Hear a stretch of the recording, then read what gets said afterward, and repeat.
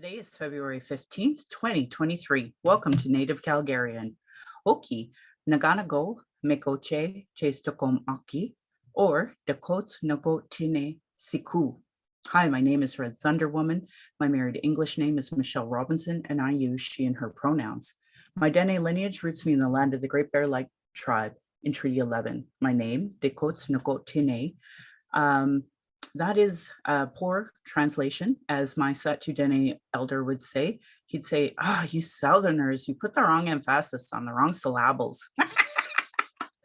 My people wore rabbit skin, so it's been referred to the land of the hair people. I'm a native to Turtle Island, and my Dene nation is a visitor to this area of Clincho Tine Indahe in Satu Dene, meaning many big dog town, named after the Calgary Stampede. I was born in Calgary, or in Blackfoot Mokinstis, as Michelle Elliott, an English name, which has afforded me privilege in an English colonial world. My mother is Northern Slavey Dene or Satu Dene, but my Indian Act imposed status card by the Canadian government says Yellowknives Dene. Through my father, I am a daughter of the Mayflower and a daughter of the American Revolution while having a Canadian Indian Act imposed status card, which is a colonial construct by Canadian policies meant to divide Indigenous peoples' inherent rights. Indigenous Two-Spirit, or the Indigenous 2S LGBTQ plus community, and Indigenous women are at the bottom of the Canadian socioeconomic ladder because the colonial trauma imposed poverty, racism, gendered violence, and land theft. I do not speak on behalf of all Indigenous. I just share my journey as I walk down the red road. As a Dene woman who's attempted to run after joining harmful colonial parties, spent money to be at expensive conventions, left my home to travel to those conventions just to vote on incomplete policies that still allow for incarceration, a denial of justice, a denial of health services, racism, colonial trauma, and genocide of Indigenous and Black peoples. I have work to continue, reports to advocate for, and attempt to work within these systems meant to harm me and my community. I think of all of this today as we honor the many Black lives lost for the so-called country named Canada. I hope you see your role in the importance of stopping harm, and as a citizen, see your role in reconciliation and as a treaty partner. Pride Month should never be 1 month. It's important to understand the straight agenda and gendered violence was and is forced on these lands by Christian outsiders. Land acknowledgements are critical for creating a safer space for Indigenous, as well as honoring the host as a guest, acknowledging your role as a treaty partner in a so-called time of reconciliation. It's important land acknowledgements have meaning. I encourage you to introduce yourself with an acknowledgement of your ancestors' story of displacement, how you perceive your role as a treaty partner, a citizen of Canada, a refugee, or other land displacement, so we as Indigenous people know how safe you are to be around. If you don't know how to pronounce your local Indigenous nations' names, won't say your pronouns, won't say your story of origin, won't acknowledge stolen lands, won't acknowledge imposed economic oppression or your role in reconciliation, I determine how safe you are to be around my community, myself, my family. Understanding land acknowledgements and their importance is Indigenous 101 because it immediately addresses colonialism, oppression dynamics, broken treaties, and lies taught today in Canadian schools nationally. That's why settlers and those who call themselves Native Calgarians, or whatever town you're from, show me you have no Indigenous 101 understanding. Just say Wente's book Unreconciled explains all of this perfectly, as do many Indigenous authored books. Land Back is a movement that could save the planet from climate change created by colonialism, but it would be a part of that treaty partnership, part of meaningful reconciliation and honoring global initiatives like the United Nations Declaration of the Rights of Indigenous Peoples. I honor the Blackfoot, as the elders and the members have been kind to me on my Red Road journey. Elder Red Crane taught me how to pronounce my spirit name in Blackfoot, and Leonard Kenny taught me how to pronounce my name in Satu Dene. My humblest apologies to the Blackfoot and Dene elders and language keepers as I try to learn proper pronunciation. I'm speaking to you on the lands of the Niitsitapi, which is the Blackfoot Confederacy. The Blackfoot south of the imposed US-Canadian border are the Blackfeet, and north of the border are the Siksika, Gunai, and Bagani of the Confederacy. These lands are Treaty 7, signed September 22nd, 1877, with signatures that include the Blackfoot Confederacy, the Wesley, Chiniki, and Bears Paw chiefs of the Stoney Nation, and the Dene from Tsuut'ina. I acknowledge all First Nation, Métis, Inuit, status, and non-status across Turtle Island as the keepers of these lands. All non-Indigenous are treaty partners with the government signing on your behalf. My Patreon account is Native Calgarian, where you can pledge and support. Thank you, previous donors, for showing your support. If you value listening or watching and can afford to give, thank you.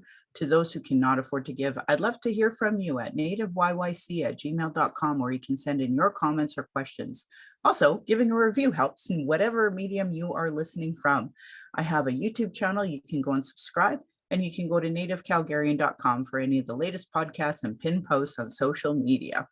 So with that, I would like to introduce my friend who agreed to come on to this. We were going to talk about some pretty serious issues. So I'm going to let her introduce herself in her way, and then we'll do a trigger warning and content warning. Thank you, Michelle. My name is Bren Littlelight. I am from the Blackfoot Confederacy, Siksika Nation. I am part of the Heimbull clan. I'm going to try to attempt to say my Blackfoot name. It is Siksapyaki. It was given to me from my great grandmother. And what it means is a Black woman. And just recently, I just came back to our reserve at the age of 20. I'm now almost 60, so not recently, I guess 40 years, but it just feels like it was recently. So I was part of the 60 Scoop, and took a lot of toll on me. And I have my own consultant company, so I work with industry, government, First Nations, and I also do my advocacy work. I've done a lot of advocacy work for the housing, Indigenous homelessness, the opiates crisis, what's going on with the overrepresentation within the prisons. And I was in the legal field before I went into business. A lot of times I do get approached to speak on things, and I always warn people when I do speak on anything. I am very upfront and very blunt. And a lot of times I do, especially when I'm doing conferences in front of a big industry, I will do a mic drop just to, show that I'm not going to be silenced. I was silenced for so many years as the 60 Scoop survivor. The people that adopted me, really indoctrinated me into the Christianity. And my goodness, getting out of that was probably one of the hardest things that I ever went through. And, I'm doing my healing journey right now. And so this is a really good subject, because one of the things that really gave peace to me was going to ceremony, was going to, I don't sweat because I'm a Blackfoot woman, but going to all these different night lodges and stuff like that, and going to my spiritual advisors or my elders or knowledge keepers. And so they have been the one that have been able to give me that peace. And also when I speak in large crowds, I always say, I don't want to live in trauma anymore. I'm done.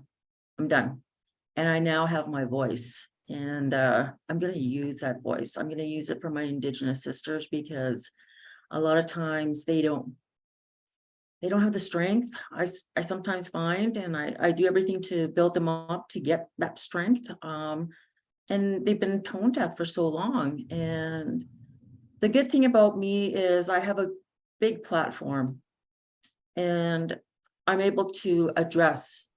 So sometimes I'd like to speak for people that unfortunately aren't able to speak. And I want to thank you, Michelle, for letting me come on here and talk about this topic right now. I sit here angry. I sit here frustrated. I sit here going, this should have been addressed a long time ago. How many women have come forward and no one would listen to them? Yeah. I'm going to deal with that anymore. Yeah. So thank you. Oh, no, thank you.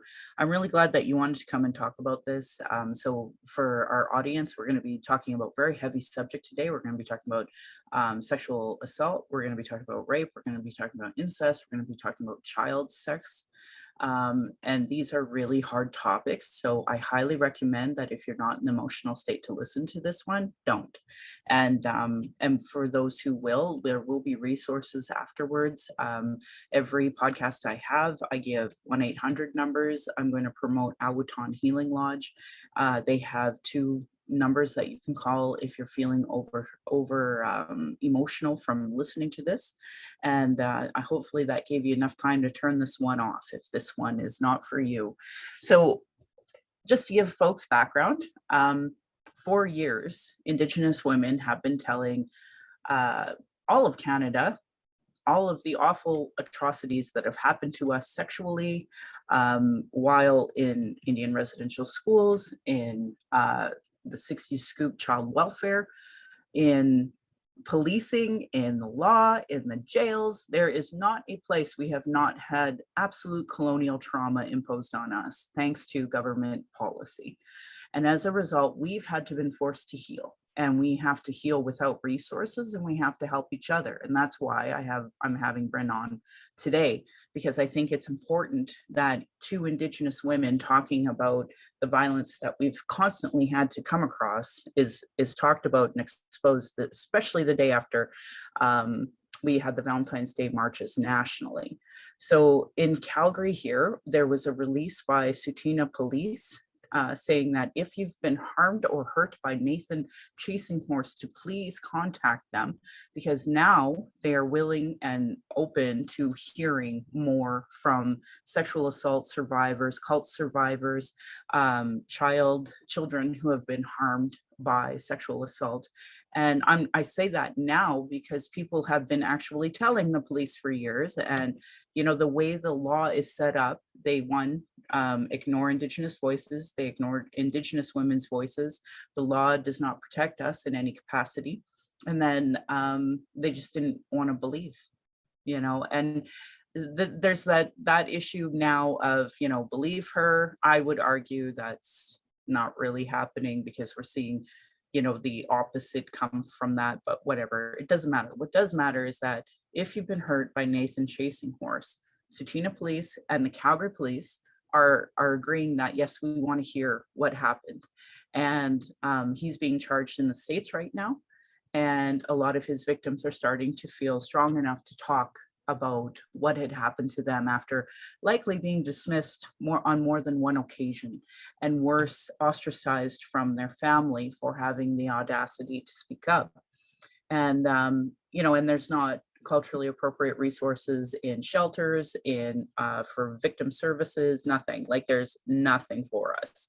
So it is only our organizations, Indigenous-led organizations, that somewhat can help. And even then, sometimes we have enough internalized racism that we don't even help ourselves that well. So, you know, this is an imposed system, this is imposed racism, and we are trying desperately to survive this. So Bren wanted to talk about this with me, and I thought it was really important because, one, she's Blackfoot, two, she's an SA survivor, and there's a lot to unpack, and especially with the legal background, I thought it was important to have you on, Bren, and talk about this in the way that you wanted to talk about it. And yeah, so trauma-informed consent, obviously, I also want to extend to you. We can text, talk anytime after this, because sometimes these conversations are really difficult. But what's important is that our, you know, girls, women, two-spirit who might be hearing this, that they feel confident to come and talk to us, or at least the police or somebody in their life, in the hopes that we can build this case against this fellow who has been harming our children and our girls for years, unfortunately. So, Bryn, I'd like to pass the mic to you and tell us a little bit about how you'd like to talk about this. Thank you, Michelle. When it first came to light a couple of weeks ago, I was watching the news and was just like frustrated, because I'm going to start from how I knew of him. I knew of him from Dances of Wolves, of course, but years later, like years and years later, I think it was back in 2017, 2018, I was at a powwow in Saskatchewan.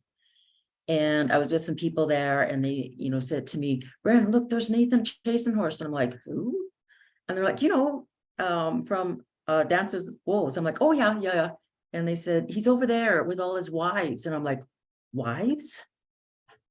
And so I was watching him and his wives, and I'm looking around going, why isn't people noticing this is so wrong? And what I was noticing about the wives were, to me, they almost seemed like slaves. They did everything for him. And I'm sitting there going, this is so wrong. So once this case started to come up, I started to think about all these different things. So there's different perspectives that I want to go through while we do this podcast. The perspective of the medicine man, the perspective of Indigenous men not really saying anything. So I'm going to be stepping a lot on toes on this one. Happy to be that mechanism, let me tell you, because they need speaking to. Yeah. You know, I called out someone one time and said, you know, you're walking around with that moose hide pin, take it off, take it off. Because what you just did to me and these other people, you have no right to wear that. Yeah. And I guess the other is from an SA survivor too.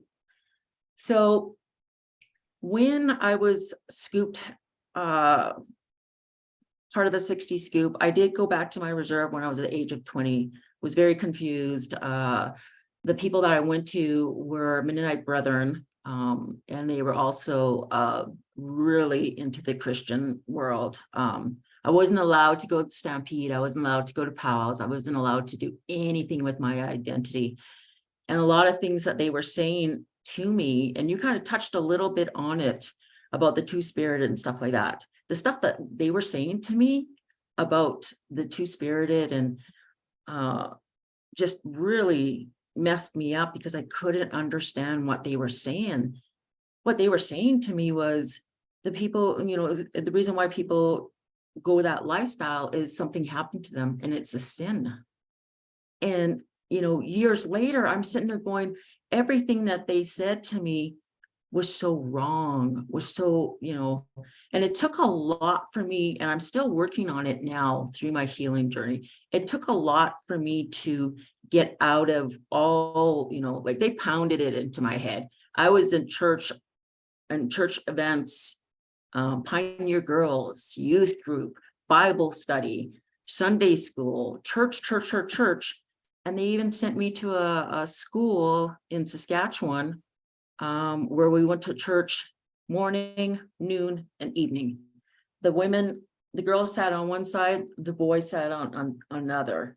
And we weren't allowed to be close to each other other than, you know, not closer than a ruler. And they would measure our dresses to make sure that they were at a certain length. Anything higher than a knee, no, it was bad. So it was always put into my head, all of these stuff are bad. And so once I started to do, you know, went back to the reserve and, you know, start to reconnect, started to get to know my family, start to understand stuff. It did take a while. There was addictions in there for me. It took a while for me to get out of that. But I started to go into the ceremony. As a Blackfoot woman, I'm not allowed to sweat, but other ones I went to, medicine picking, all the different, I went to a couple of ceremonies down in the Bloods, even in Saskatchewan. And that's where the lady over there gave me a Cree name, Sundance Woman. I love the color yellow, as you can tell. It looks fabulous on you, FYI. Thank you. Thank you so much. Thank you so much. So just being a sponge to it all, and it gave me peace. I finally found peace. And I was so happy because for years I lived in trauma. I was, you know, if my life was going really good, I was to the point where I'm like, I don't deserve this. This shouldn't be happening to me. So I would create trauma because I'm so used to that. What a way to live. I know. And it's really like it's pervasive. So that's why I think when we talk about being trauma informed, My last podcast talked about political parties not being trauma informed, so have no concept and understanding of what it is that Indigenous women, in this woman's case, were facing. And as a vet, as a person with a disability, like it was a pretty extensive conversation. And when people aren't trauma informed, they don't understand when people, may self-sabotage in some capacity or just unable to experience happiness. I had some jackhole who's like a predominant activist say to me, well, you're such a Debbie Downer, kind of that frame. And I'm like, tell me you're not trauma informed and you don't understand Indigenous issues without telling me. So I think it is important that you brought that up so that our listeners who are non-Indigenous, who don't experience oppression like we do, who don't know what it's like to be told you're a piece of crap your entire life, they don't know what internalized racism, internalized pain, internalized suffering is that we have to face. And that is why being trauma informed is so important. So I'm grateful you brought that up. Thank you. Yes. And so, I have people that I go to. So it's always a male, it's a husband and wife, always. And usually a lot of times I'm talking to the wife and she'll ask me permission if it's okay if the husband comes in and talks to me on, certain issues. And I really respect that. And I think the reason why she does that is because I'm an SA survivor. I don't trust men. I'm scared sometimes of them. So I'm glad that she does that. And so when all this started to happen, there was a moment there, Michelle, a moment when all this stuff was happening with Nathan, where they're bringing it to light that he was a medicine man, doing all the, doing ceremonies. There was a moment there where I was like doubting. That is where I'm angry. I'm so angry on that because I finally found peace. I finally found, where I feel safe and where I can address certain things. And then having this man do this made me doubt it. And then I'm thinking to myself, if I'm doubting this, what about all these other women that are finally going on their healing journey and finally, releasing and talking about what happened to them? They're going to have the doubt too. They don't understand how much damage this is happening because of what's going on here. Mm-hmm. And what frustrated me the most was a lot of people knew this was going on, but never said anything. Yeah. Both Indigenous and non-Indigenous. Yeah. And on the Indigenous side, again, frustration. Mm-hmm. As you saw in the news, they were trying to get bail for him. And one of the, where he was supposed to stay is a lady that works for the Salvation Army that's working with people that are going through human trafficking. And she's going to bring him into her house while he's on bail. Her daughter is married to him, is one of the wives. She's Indigenous. And I'm sitting there going, when is this going to stop? Sure. And I said before that I wanted to address the Indigenous men too.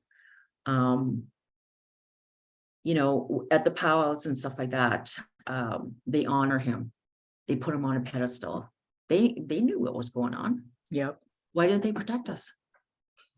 Mm-hmm.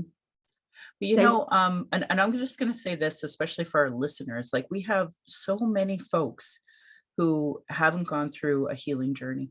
So they are so open and susceptible to cult belief system, patriarchal belief system.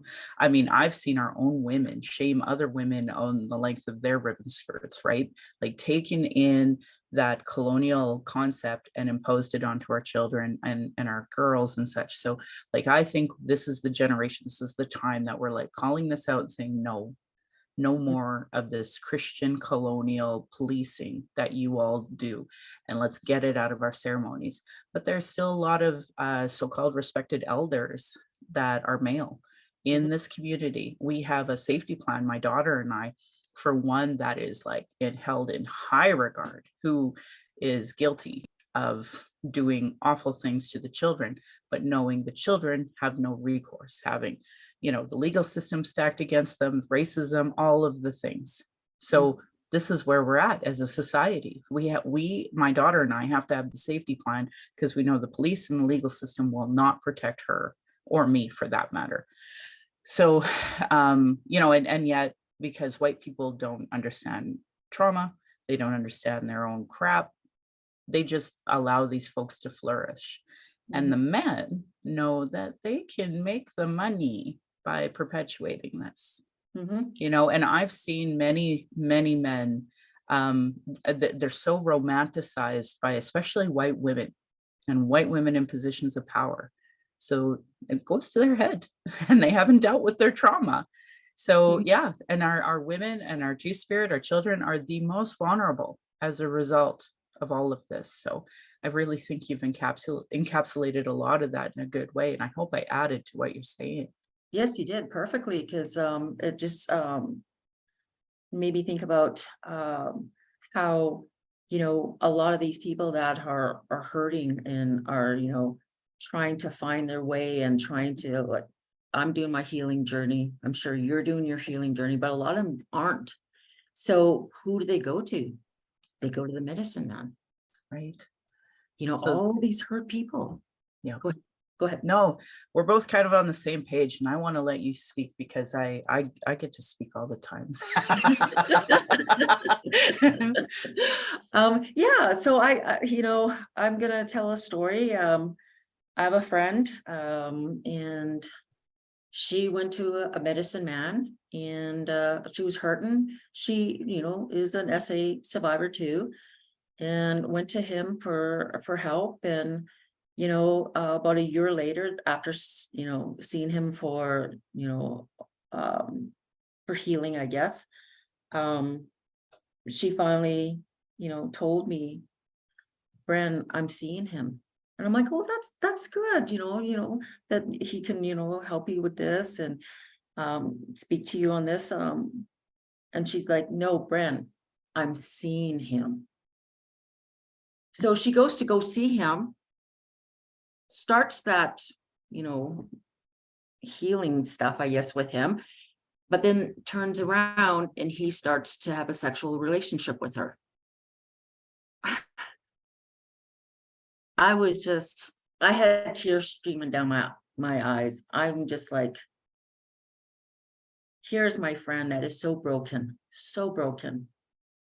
and needed that help. And what does this man do? Turns around and starts to have a sexual relationship with her. So I listened to her, and I finally had to tell her, do you know he's married?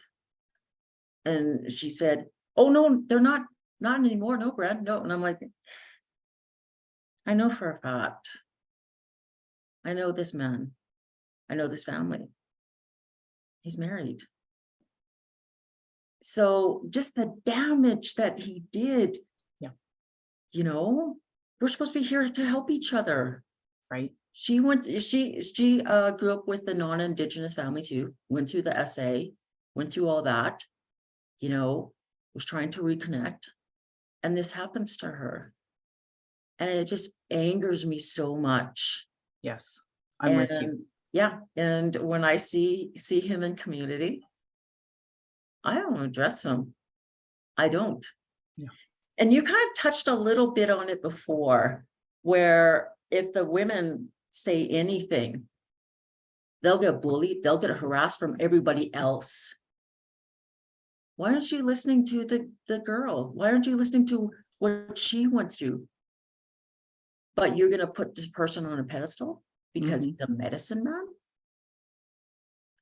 We're hurting each other now. Yes. And that is so wrong. I get so angry when people do that.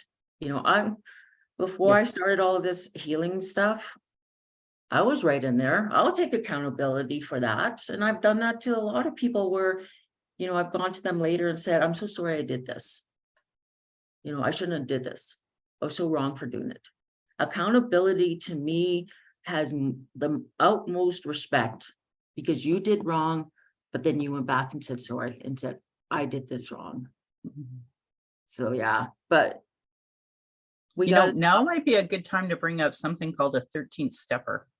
And Okay. I want to bring that up because I think a lot of our folks who are trying to, overcome addiction and do the strong thing, Mhm. don't recognize that it's not just our men, it's all men who, Yes. who are like not dealing with their trauma. So Mhm. what is a 13 stepper? For a lot of folks know this Christian imposed model of so-called recovery is, AA, Yeah. and they have 12 steps, but there's now something called a 13th stepper. So I encourage people to Google it. And basically, what you will find is a predator who's going to capitalize on somebody else's hurt, pain, trauma, suffering. And imagine you've gone through awful things. You've gone through addiction, you're trying to do recovery, and some predator comes in at one of your most vulnerable moments and do exactly what Bren just described this medicine man was doing, where he wants to start a sexual relationship in the middle of your healing journey. And I try to warn, especially women and two spirit, because here you are, you're in a really vulnerable moment. A lot of people go to recovery and are just trying so hard to stay sober, but trying to deal with their trauma while going through it. And it's so hard and it's so triggering, and healing is so difficult. And then you have some predator come and capitalize on this moment. So I just wanted to throw that out there for anyone who is maybe new into recovery, dealing with their trauma, or if you're non-Indigenous who are completely oblivious to any of this, you've never had to, go through recovery, addiction, deal with the 13th step, or deal with the legal system, SA, like you have no idea the amount of pressure it is to say no and to create boundaries, when a lot of trauma, addiction, recovery is all about boundaries being totally broken over the course of the life and learning how to make those boundaries. So I just wanted to throw that out there too, to add to what Bryn is saying. Thank you for saying that. Yeah, I know what 13 stepping is. I also kind of want to address something else because I did talk to a couple family members saying that I'm going to be doing this native Calgarian podcast. And maybe you and I can kind of discuss this one. I think a lot of people are afraid to come forward on this because, again, the medicine man and holy man, they high the highest regards. They hold them up the highest regards. So once you expose a person, all the other people are going to come back and say to you, "How could you do that? He's a medicine man. He's a holy man." And, trouble is going to come to you now because you did that. And I sat for the longest time going, how do I address this? Like, how do Mhm. I, because now there's going to be possibly societies, I don't know, that are going to be like, this, you shouldn't have said anything. Yeah, Yeah. I know. And that's why I wanted to do the podcast, because we Mhm. we can't protect pedophiles, predators anymore, one.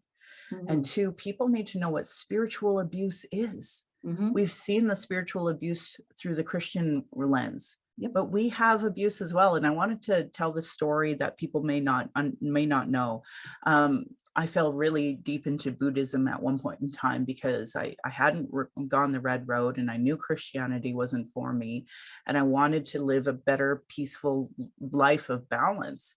And then I found out even Buddhists can be spiritually abusive. And I'm like, how is that even possible? So if you have a person with a disability, maybe a blindness, and they're homeless, like people will literally throw rocks at them and tell them, whatever you did in a past life must have caught up to you, and now you have a disability. And I was horrified when I heard that.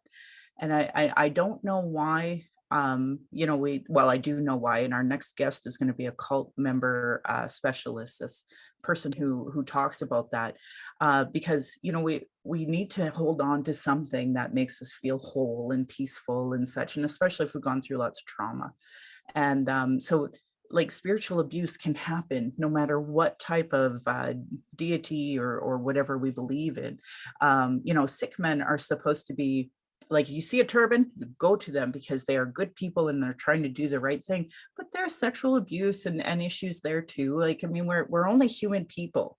right? And I think what people have to remember is that like there is a predator that I never want to be around, but at the end of the day, he's a language keeper, right? Mm, So if he writes a book, at least I know he's not a predator. He's mm, not being able to prey on people, but at least he can write about the language, right? So um, my hope is that people will start understanding what spiritual abuse is, what good positive boundaries are, because I don't believe our holy people should be hurting people, right? mm, I don't claim to be one. I don't mhm, even claim to be a great auntie. I'm just trying to heal. And all mhm. I can do is that example in hopes that the next generations will be kind of focused on there. But if something is hurting you, then it is not positive in any capacity. Like we are human beings, we need to be respected, we need to have our boundaries respected. And spiritually, we should not be misusing our spirituality to hurt each other, Mhm. because then we're no better than the Catholic Church. We're no better than the Christian belief system. We're no better than the Buddhists who abuse, folks with disabilities, right? Like it's everywhere. And we all have to be cognitive of what spiritual abuse is. And that's what I would say. This concept of bad medicine, of course, that's a real thing. But we also know that if some so-called holy person is going to inflict bad medicine, it's going to come back at them 10 times worse, Yep. right? So all I can do is conduct myself in the best way I can, protect women, girls, choose spirit the best I can by educating them on 13 steppers, spiritual abuse, and just be frank and honest about it. I wish the colonial system would change so that our legal system would catch up and protect us, but it's not. So until then, we have to create our own safety plans. We have to educate each other to make sure that we know when somebody's being spiritually abusive, or when a 13 stepper is trying to come at us, and call that person out. Yep. No, I agree. I agree with everything that you're saying there. That spiritual abuse is, it's horrible. It's prevalent. It's, rampant in our world right now, both indigenous and non-indigenous. You did touch a little bit about the legal system. I worked in the legal system, and I watched girls that, finally got the strength to, come out and say, yes, this person hurt me, and go through the court system where they were torn apart. Yeah. Torn apart. Well, why did you wear that? Why did you, sit there? Why did you have so many beers or drinks? You wouldn't be in this position if you would have, would have done this. And I get so angry when they do that, because it took a lot for this girl to finally find the strength, get this guy off the street, so no more people will be hurt. And I don't understand why the legal system doesn't think of that. Same thing with the Nathan case. Wasn't there a case back in Fort Peck in 2005? It's now 2023. Yeah. If we don't stop this now, it's just going to keep continuing. We're going to have more women that are going to be so hurt. And, with this human trafficking, I'm just, it's $1 billion industry. People are making, so much money off trafficking our women. I once noticed on Facebook, and I was asking someone, I can't remember who it was, an older person than me. I'm like, I'm noticing on Facebook, a lot of people are posting, their daughter's missing. Can, help us find our daughter. This is, we're talking, I don't know, about 7 years ago. And I was like, why are all these, daughters missing? And this older person said to me, well, what I heard, Bren, is a lot of our young gals, we're talking 13, 14, are on our reserve. There's really nothing on the reserve for them. Like, they're sitting at their home there. And so they start meet people online. Online is very dangerous. I always tell everyone, be careful what you say online, because it's going to come back to haunt you.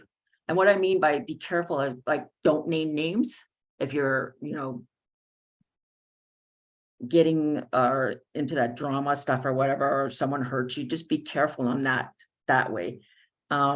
Anyhow, what happens is our young, beautiful girls are talking to people online.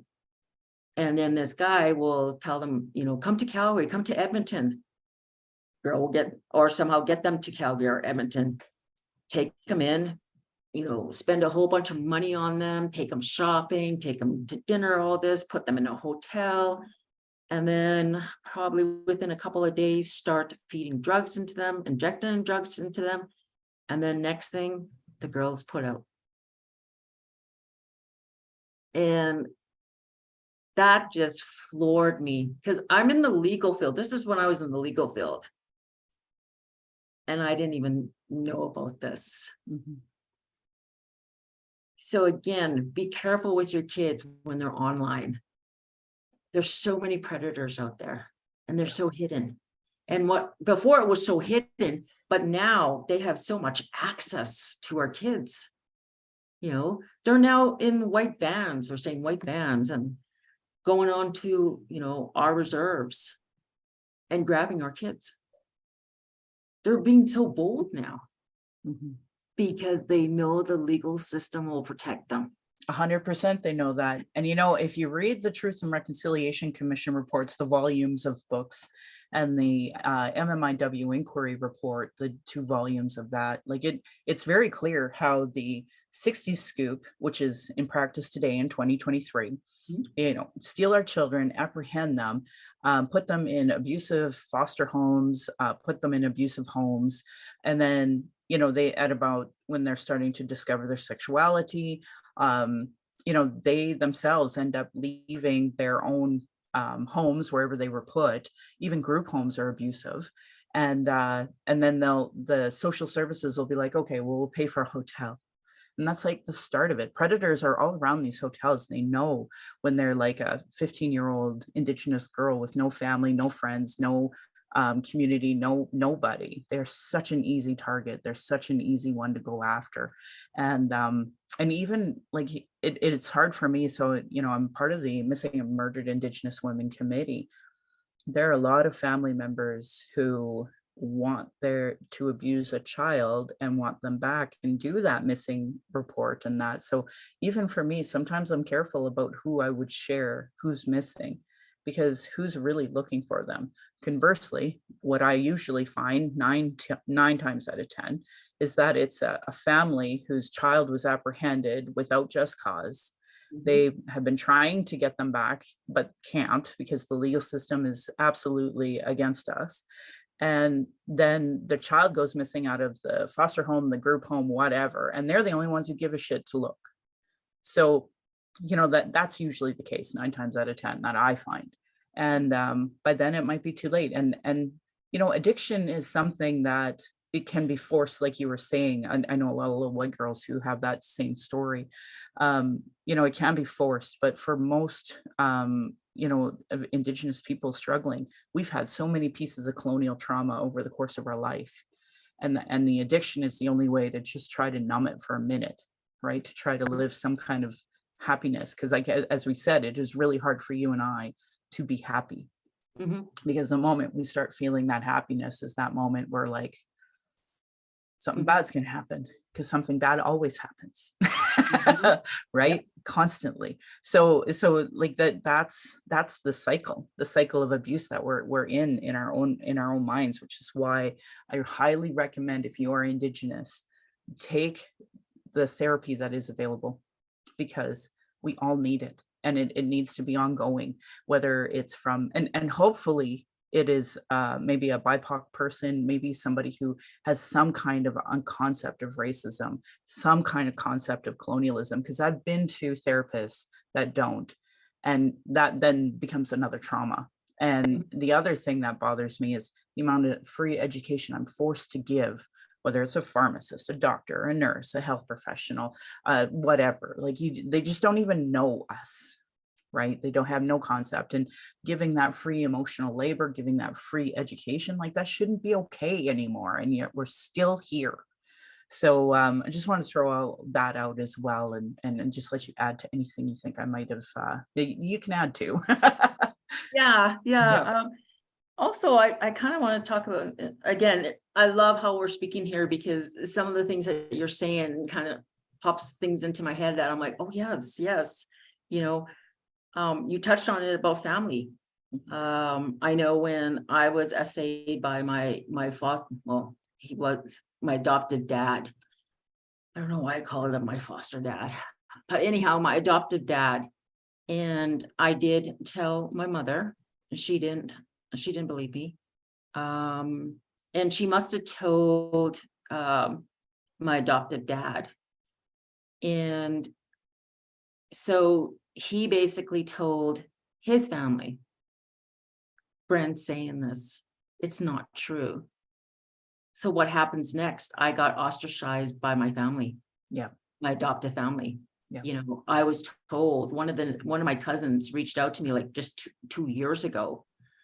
And, you know, I noticed that he contacted me through Facebook, and then, you know, slowly was talking to me. I remember him as a child. I walked away from my family the minute I, you know, said, you know, my dad did this to me. Yeah. And so he reached out to me, and finally he sent me a message, and I was really tired that day. And he's like, I really need to talk to you. I really need to talk to you. And I said, can we do another day? I'm really tired. And he's like, I really do need to talk to you. And I said, okay, I'll talk to you, but right now I can't really give you advice because I'm really tired. And that's when he told me that basically my uncles, my aunts, my grandparents at that time, and I'm using those terms used loosely right now. They were told, you know, to my cousins and them, Bren's bad. Bren's a black sheep. Bren drinks. Bren does this. And they all ostracized me too. And when my grandparents passed away, they were very, very well-to-do, extremely well-to-do. All the grandkids and the sons, because they had 4 sons, and my adoptive dad passed away, I think 2006 from cancer. And everybody got an inheritance except me. Yeah. I I'm don't not care. surprised. Yeah, I don't care shit about the money, whatever. But what got to me was the grandkids got it too. So my son didn't get it. It's not the money, it's the fact that they also ostracized him because of me standing up. And, you know, when I was talking to someone else regarding this case, and it was an Indigenous man, he said, basically, Nathan Chasing Horse is our R. Kelly. Yeah. You know, 2006, they said what was going on. No one listened. And I think, because I always sit and think about all this stuff that's happening. I think the only way we're gonna ever stop this shit that's going on is awareness by podcasts like you're doing, Michelle. But I think it was years ago, we had the 4 ladies that, what is it? I don't know more. Yep. We had the ladies down in the States, Me Too. I remember on Facebook, I hashtag Me Too. We're now doing the murdered and missing Indigenous women, the march. They just had one, you said yesterday, huge one in Vancouver. Huge Major. one. Yeah. I was seeing it on TV. And I think the only way we're going to stop this is if all us women get together and say enough is enough. Agreed. Agreed, my friend. I think, oh God, what you said was so wonderful. I appreciate you sharing it because I don't think we talk enough in Canada about the awful harmful effects of this incredible 60 scoop child apprehension system, and how it creates so much racism. And even in my family, so I wasn't 60 scoop, but I had a step family, and we don't talk about racism. We don't talk about what it's like having, white side of the family and how hard that racism can be at times. And especially if you're a 60 scooper, then you're already different, Mhm. right? they're supposed to be looking at you as, oh, we're such a kind family. And because you don't appreciate it, we're going to withhold love, we're going to withhold money, wealth, even though they literally stole your land. So any wealth that they've accumulated is at your expense, frankly. And now of SA, right? Like, so there's a lot to unpack there, which is why I highly recommend, BIPOC therapists, because you're dealing with internalized racism, colonial racism, family dynamics of racism. Like we're not talking about that. So you put SA into it, and gendered violence, like this patriarchy, how it protects itself with the legal system. These are things we need to discuss. How the SA is awful, the family dynamic from SA is awful, and then the legal system ripping you apart, trying to do character assassination with after 400 years of character assassination against all Indigenous and all women anyway. Right? So the odds are so stacked against us. And that's why we need to talk about it, because we need other girls to know, we know you, we see you, we hear you, we know what you're going through. It's not okay, it's not right. And these reports, like 1996, RCAP had recommendations for changes for the legal system. Every freaking year, their own system, their own accountability system has recommendations they never implement, let alone the TRC legal section, let alone the MMIW legal section. So like, and these people, they don't even want to get the education. They're willing to fight that here in Alberta, right? It's like, it's so incredible to me how many odds are stacked against us as Indigenous women, and especially ones who, we are so disproportionately attacked because everyone knows they can get away with it, and it's not okay. So I applaud you. I think it's a really courageous for you to be willing to come onto this podcast to talk about this with me, because kids need to know, they need to hear it. And of course, this is your land, and people need to know that too. And your voice and Blackfoot women, their voices need to be heard. And then our new treaty partners from 1877, their voices need to be heard in this area. So to me, it was such an honor to talk to you about these things. So I thank you, Bren, for being brave enough and courageous enough to talk about this in a good way. And no, I'm healing, you're healing, we're all healing.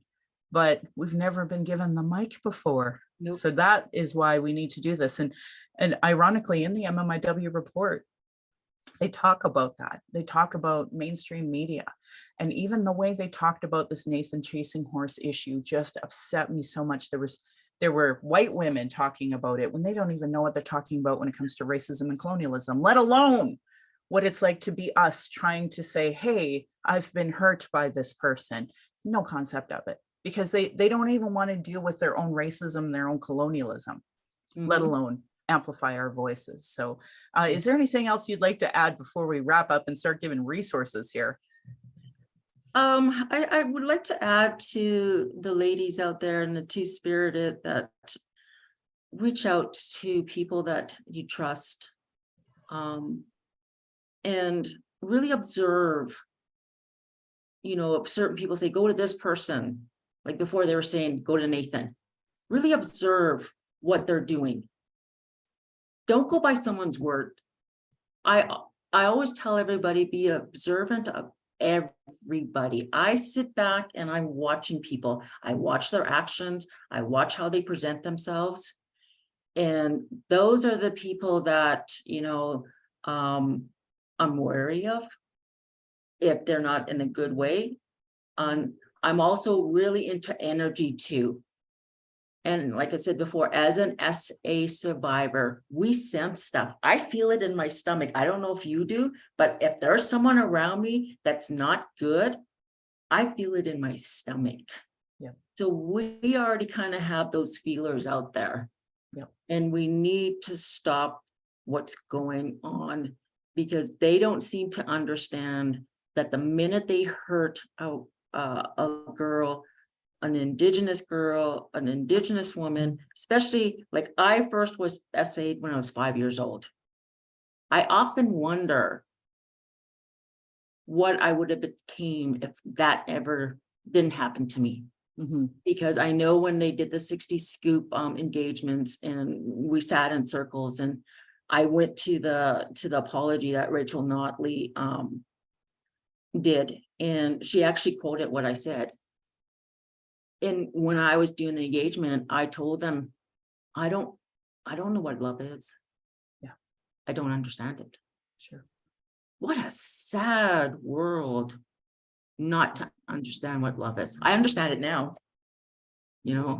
That's from healing. So I just want to tell the people out there that, the women, the two-spirited, something doesn't feel right. Please observe people. Please observe what they're doing. Don't go by what people say to you.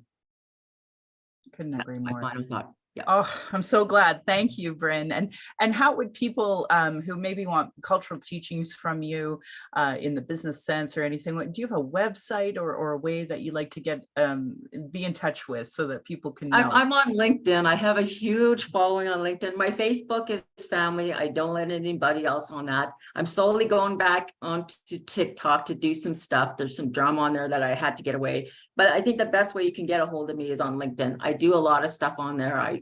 I say a lot of stuff. And I remember this one gentleman came up to me at the Stampede and he's like, I follow you on LinkedIn, Bren. And I'm like, oh, okay. I like what you say. Sometimes you just, are really blunt, but then other times you come in really tender and you say stuff like that make you think. And that I like that. I like that I got people thinking and people talking. Yes.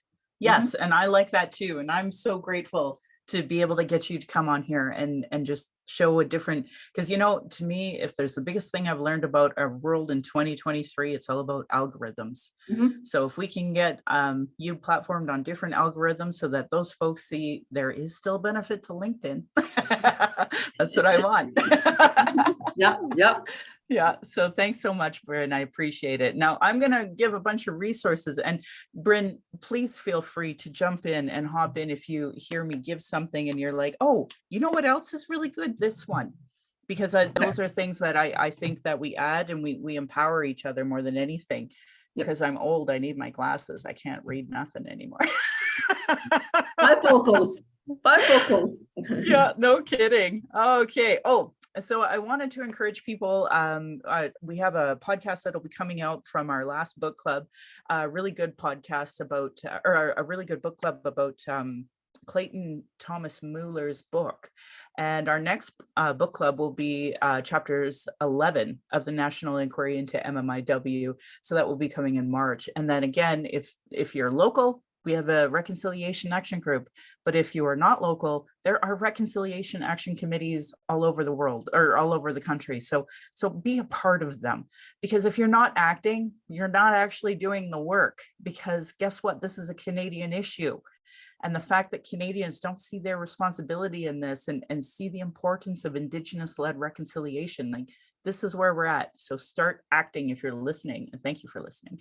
I'm proud that this podcast has given solutions and cultural safety training, cultural first aid, and all of them to create a safer space for Indigenous people of color, folks with disabilities, and LGBTQ2+ to speak. I want to say thank you to authors Cheryl Ward, Chelsea Branch, and Alicia Fritkin of heretohelp.bc.ca of what is Indigenous cultural safety, why I should care about it. Their work are those cultural action tools. So please support Indigenous work like that as part of your reconciliation and settler understandings. I'm just lucky enough to highlight and repeat them here. Now, Brenda and I think, really talked a lot about what internalized racism and lateral violence is. There's a great resource at racialequitytools.org by Donna Bevins called What is Internalized Racism? Like, there should be books and books on this. So folks, read it. It's a lot of information, but it's worth it. Do's and especially if you are a person of a marginalized group, I very rarely blame other people who are, because of the structure of racism. When you really understand what white supremacy is, so much bigger than just KKK white supremacy stuff, then you understand why we are in the situation we're in. Do's and don'ts for bystander intervention by American Friends Service Committee, so afsc.org.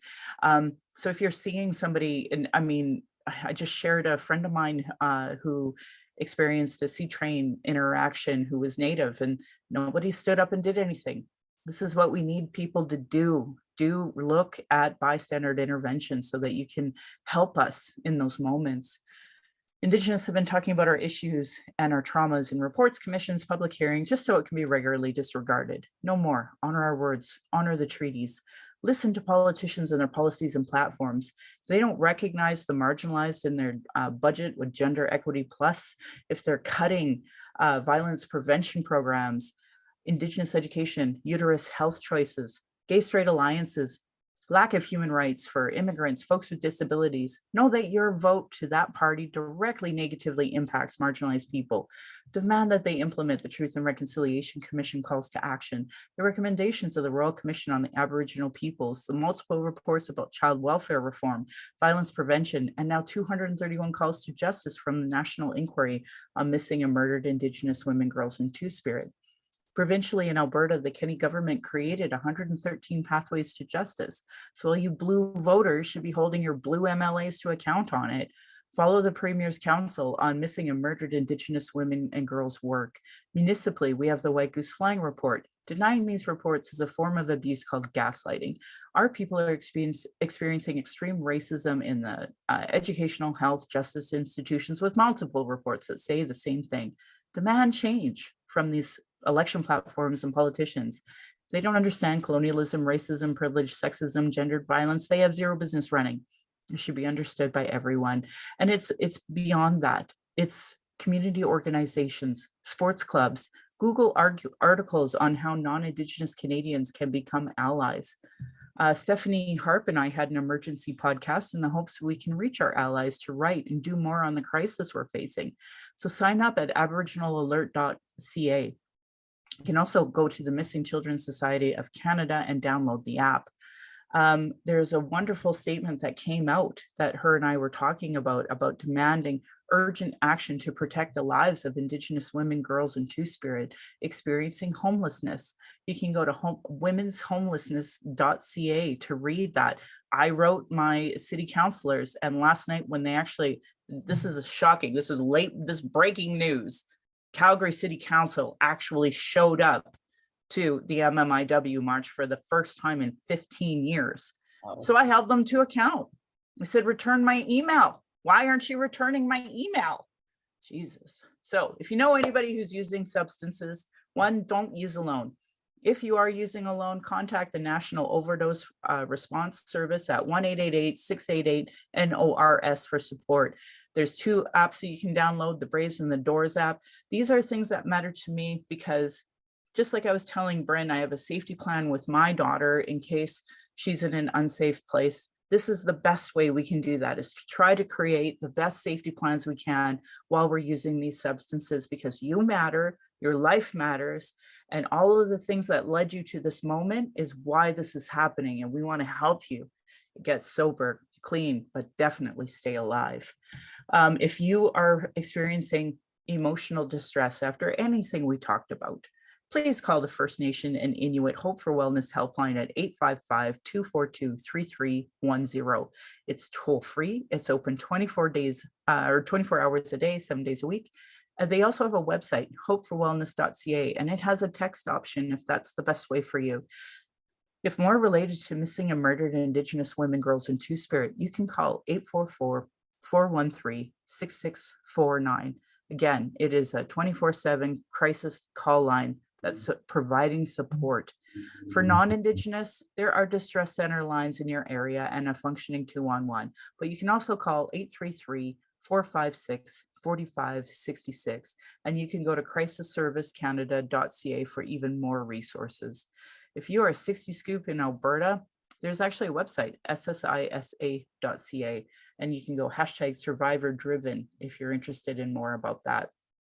The following are 2S LGBTQ crisis support lines available in most areas across Canada. So you can go to lifevoice.ca, where they have tons of crisis supports. The Trans Lifeline is 877-330-6366. And the Trevor Project is 866-844-7386. Violence is my everyday reality. Every Indigenous generation has faced it. This is self-care, how we take our power back. really going after mainstream media and their lack of understanding of our issues. It's to speak freely without interruption, tone police, leadership shaming, without gaslighting questions, as many people don't want to hear my opinion, but they sure want to tell us their ignorance by not knowing anything about us, colonialism, constant surveillance of our people, protests, vigil, and our rights. I and many others share so many issues that happen every day, and it's unacceptable anymore. Learn about being trauma informed. And I think Brendan and I talked a lot more about that today. Mhm. Folks like me are dealing with internalized racism and gatekeepers that survive off the status quo. And I think Brendan and I talked about that really well today. They stop people from doing the good work and they deplete all of the personal resources. Internal and external racism is an everyday reality for me, Indigenous people, folks with disabilities, LGBTQ2+, and others. Masi Cho to my ancestors, to my granny and my mom, and what strength looks like through your example. I want to thank my dad for teaching me to be strong and blunt, my stepmom for showing me what a proud culture is through her Austrian roots, and teaching me to be a proud Calgarian. Through her, I am a second generation Calgarian. Thank you to my husband, Darcy, Big Buffalo Rockman, for producing and editing this show. On top of being my husband, my childhood friend, the father of our child, and support down my journey of the Red Road, he has witnessed decades of racism and sexism that I face. And to our child, Thunderpipe Necklace Woman, we are blessed to learn from you daily, and we are honored you chose us. You give me daily accountability to be a better and stronger person. I hope my daughter and my family will be proud in the future of us trying to discuss these issues. My Patreon account is Native Calgarian, where you can pledge and support. Thank you to previous donors for showing your support. If you value listening or watching and can afford to give, thank you.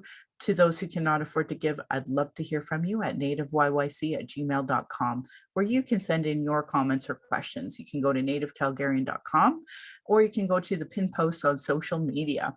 And I put out for my birthday wish that I'd like to go to Ottawa for May 4th. And if you'd like, you can make a one-time donation to help me run for the Indigenous Peoples Commission female co-chair if you can donate.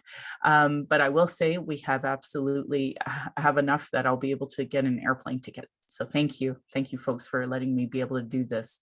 And I want to end by giving side eye to those Calgary rabbits. You're lucky I'm not tradish. And my beautiful cousin responded, or yeah, D in my dish. Thank you so much, folks, for listening.